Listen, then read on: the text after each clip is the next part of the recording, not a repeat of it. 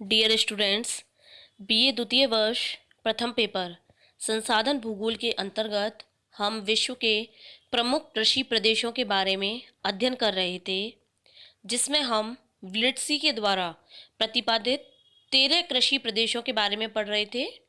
इससे पहले के लेक्चर में मैंने आपको पहले कृषि प्रदेश चलवासी पशुचारण के बारे में बताया। आज हम पढ़ते हैं सेकंड कृषि प्रदेश व्यापारिक पशुपालन के बारे में। जैसा कि नाम से ही पता चल रहा है, व्यापारिक का मतलब जो व्यापार के उद्देश्य से पशुओं को पाला जाता है, अर्थात उनसे बनी हुई उनसे प्राप्त जो भी वस्तुएं हैं, जैसे मांस है, दूध है, पनीर है आदि का निर्यात किया जाता है। उसका व्यापारिक दृष्टि से जो है वो यूज किया जाता है। सबसे पहले अगर हम देखते हैं तो प्राचीन समय में बड़े बड़े बाड़ों में पशुओं को पाला जाता था। प्राचीन समय से ही ये कार्य किया जा रहा है, लेकिन धीरे धीरे जो अर्धशुष्क क्षेत्र है वहाँ पर यूरोपियन लोगों ने प्रवास किया, वहाँ पे गए वो लोग, और उनके जाने के बाद में ये जो अर्धशुष्क क्षेत्र हैं इनमें जो पशुपालन होने लगा वो व्यापारिक स्तर पर होने लगा, यानी उसने व्यापारिक रूप ले लिया। इससे पहले वहाँ केवल जो अर्धशुष्क क्षेत्र है, क्योंकि वहाँ पे कृषि कार्य कम होता है, नाम मात्र को होता है, वहाँ की जो परिस्थितियाँ हैं वो कृषि के अनुकूल नहीं है, इसलिए वहाँ पे पशुपालन किया जाता है। लेकिन जैसे ही यूरोपीय लोगों ने जब वहाँ पे प्रवास किया तो उन्होंने धीरे धीरे वहाँ के पशुपालन की तकनीकों में परिवर्तन लाया और वहाँ पर पशुपालन ने अपना व्यापारिक रूप ले लिया। सबसे पहले बात करते हैं व्यापारिक पशुपालन के वितरण के बारे में, अर्थात विश्व के किन किन क्षेत्रों में व्यापारिक पशुपालन किया जाता है। विश्व के जो शीतोष्ण अर्धशुष्क प्रदेश हैं उनमें ये मेनली किया जाता है, जिसमें मुख्य रूप से उत्तरी अमेरिका, दक्षिणी अमेरिका और जो ऑस्ट्रेलिया महाद्वीप है उसका स्थान आता है। ये 3 महाद्वीप ऐसे हैं जहाँ पर मेनली व्यापारिक पशुपालन किया जाता है। सबसे पहले बात करते हैं उत्तरी अमेरिका के बारे में।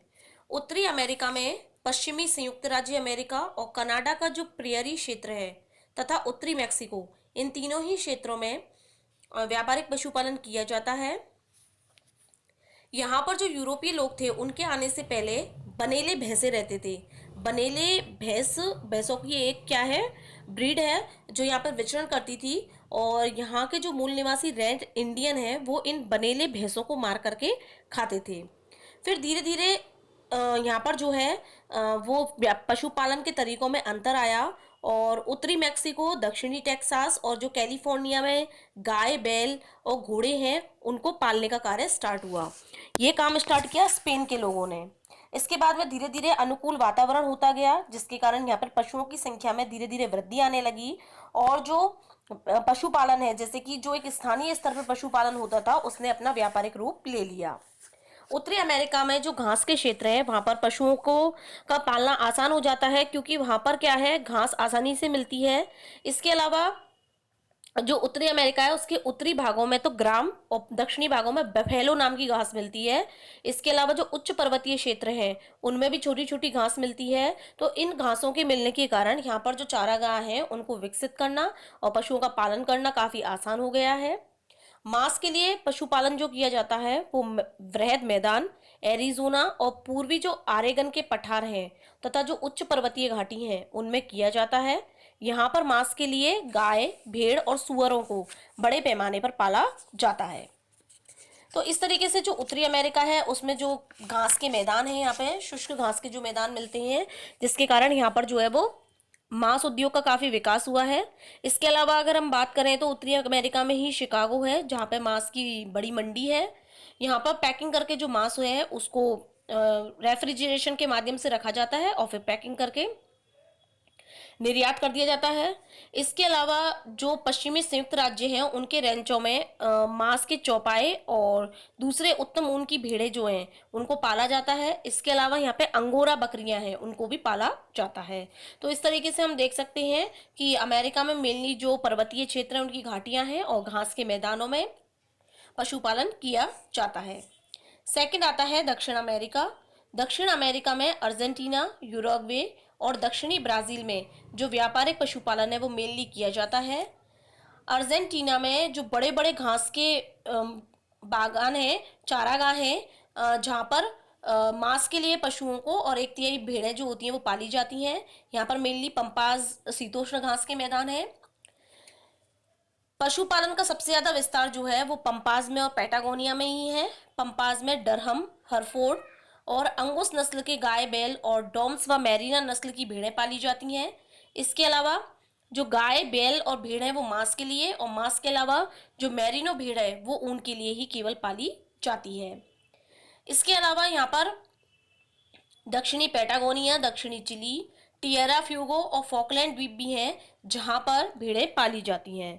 अर्जेंटीना और यूराग्वे जो है वो विश्व के प्रमुख मांस निर्यातक देश हैं।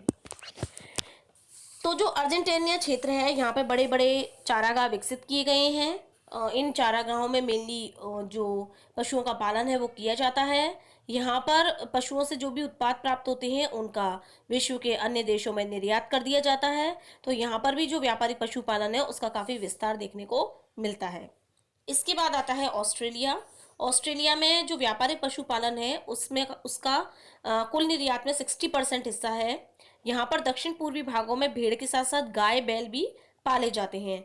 समुद्री तटों पर भेड़ें पाली जाती हैं।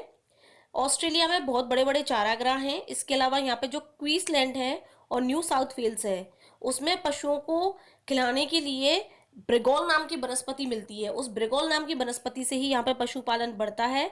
लेकिन वर्तमान में धीरे धीरे जो है इस घास में कमी आ रही है, इसीलिए यहाँ पे पशुपालन में भी कमी आ रही है। इसके बाद जो नेक्स्ट आता है वो है न्यूजीलैंड। वर्तमान में जो न्यूजीलैंड है वो भेड़ के मांस और मेमनों का विश्व में सबसे बड़ा निर्यातक देश बन गया है। इस देश से निर्यात की जाने वाली जो वस्तुएं हैं उसमें 90% भाग पशुओं से प्राप्त वस्तुओं का होता है। न्यूजीलैंड में Auckland, Tauranga, New Plymouth, Whanganui, Napier और वेलिंगटन पशुचारण के मुख्य केंद्र हैं। जो दक्षिण अफ्रीका है उसमें भी जो उच्च पठारी भाग है वहाँ पे भी पशुपालन होता है। इसके अलावा जो दक्षिण पश्चिम अफ्रीका है उसके शुष्क भागों में काराकुल भेड़ें पाली जाती हैं। पूर्वी अफ्रीकी पठार में भी जो है वो पशुपालन मेनली देखने को मिलता है। तो इस तरीके से हम देख सकते हैं कि विश्व के ये 4 प्रमुख महाद्वीपीय क्षेत्र हैं जहाँ पर पशुपालन जो है वो व्यापारिक स्तर पर किया जाता है। अब हम बात करते हैं व्यापारिक पशुपालन की विशेषताओं के बारे में। तो सबसे पहली चीज़ तो ये है कि जहाँ कहीं भी व्यापारिक पशुपालन किया जाता है वहाँ पर कृषि तो नाम मात्र की होती है और पशुपालन ही मेन व्यवसाय है। वहाँ पर वातावरण के अनुकूल पशु पाले जाते हैं। इनमें क्षेत्र के अनुसार विशिष्टता होती है, अर्थात जिस क्षेत्र में जिस पशु को पालने के लिए अनुकूल दशाएं होती हैं उसी क्षेत्र में उस पशु का पालन किया जाता है। इसके अलावा अगर हम बात करते हैं जैसे उत्तरी अमेरिका, दक्षिण अमेरिका, तो वहाँ पे गायें अधिक पाली जाती हैं क्योंकि गाय पालने की अनुकूल परिस्थितियां हैं। जबकि ऑस्ट्रेलिया और न्यूजीलैंड है उसमें भेड़ बकरियां अधिक पाली जाती हैं। जो चारागाह बनाए जाते हैं उसमें स्थायी मकान होते हैं और पशुशालाएं होती हैं। पशुओं से हमें ऊन, मांस, दूध और खाल जो होती है आदि निर्यात करने की वस्तुएं प्राप्त होती हैं। इसके अलावा पशुपालन इन क्षेत्रों में वैज्ञानिक विधियों से किया जाता है। जो जंगली जानवर होते हैं इस उनमें जो बीमारियां होती हैं, इसके अलावा उन इन से पशुओं की रक्षा करने के लिए, नस्ल की सुधार करने के लिए, चारे की अच्छी व्यवस्था करने के लिए और जल की सुलभ व्यवस्था करने के लिए ये सभी कार्य जो है वो इन क्षेत्रों में मेनली किए जाते हैं। जो उत्तरी अमेरिका है उसमें बड़े बड़े बाड़ों में पशुओं को पाला जाता है जिन्हें हम कहते हैं रेंच। जितने भी वहाँ पे शुष्क मैदान है उन्हें रेंच कहते हैं। ये रेंच जो होते हैं वो निजी चारागाह होते हैं और ये ऐसे क्षेत्रों में होते हैं जो हाँ चारों तरफ पशुपालन का मेनली रूप से कार्य होता है। इन बड़े बड़े पशु बाड़ों में ही पशुओं को पाला जाता है। अर्धशुष्क क्षेत्र हैं ये। इसके अलावा जो दक्षिण अमेरिका है, दक्षिण अमेरिका में इन पशुओं को पालने के लिए जो बाड़े होती हैं उन बाड़ों को एस्टेंशिया कहा जाता है। अब हम बात करते हैं व्यापारिक पशुपालन में जो वातावरणीय तत्वों से संबंध है उसके बारे में कि वहाँ पर किस तरह की भौगोलिक दशाएं उपलब्ध होती हैं। इस प्रदेश में अगर हम बात करते हैं तो वर्षा कम होती है और भूमि भी कृषि के अनुकूल नहीं होती, अयोग्य होती है, अनुपजाऊ होती है। चारागाह बहुत बड़े बड़े होते हैं और जनसंख्या घनत्व भी कम होता है जिसके कारण यहाँ पर जो वातावरणीय तत्व हैं उनकी प्रधानता अधिक है। तो यहाँ पशुओं का पालन आसानी से हो जाता है। पशुओं के झुंड को एक व्यक्ति आसानी से चरा लेता है और जनसंख्या का घनत्व अधिक नहीं है। इसका कारण यह है कि जो पशुपालन व्यवसाय है उसके द्वारा यहाँ पे अधिक जनसंख्या का भरण पोषण नहीं हो सकता है, तो जिसके कारण यहाँ पर जो है उस स्थिति को देखते हुए पशुपालन व्यवसाय ही विकसित हो पाया है, तो यहाँ जनसंख्या भी कम रहती है। इसके अलावा इन क्षेत्रों में मांस, चमड़ा, ऊन, हड्डियां आदि का निर्यात होता है। किसी भी तरह का धार्मिक परिवर्तन इन क्षेत्रों में नहीं है। यातायात के साधन भली भांति यहाँ पर चारों तरफ फैले हुए हैं। हम अगर बात करते हैं मांस वगैरह और पनीर की, अर्थात जितने भी उत्पाद हमें पशुओं से प्राप्त कर होते हैं, तो उसमें हम देख सकते हैं कि जो अर्जेंटीना है वो विश्व का सबसे बड़ा मांस निर्यातक देश है। न्यूजीलैंड विश्व का सबसे बड़ा पनीर और मक्खन निर्यातक देश है। हॉलैंड का जो एडम पनीर है वो विश्व विख्यात है। इसके अलावा धीरे धीरे जो ये देश हैं इनमें पूंजी पर्याप्त मात्रा में मिल रही है, जिससे कि आधुनिक जो सभ्यतावादी खाद्य प्रवृत्तियां हैं उनमें परिवर्तन आ रहा है, जिसके कारण वहाँ पे जो व्यापारिक पशुपालन है उसकी स्थिति में भी परिवर्तन देखने को मिल रहा है।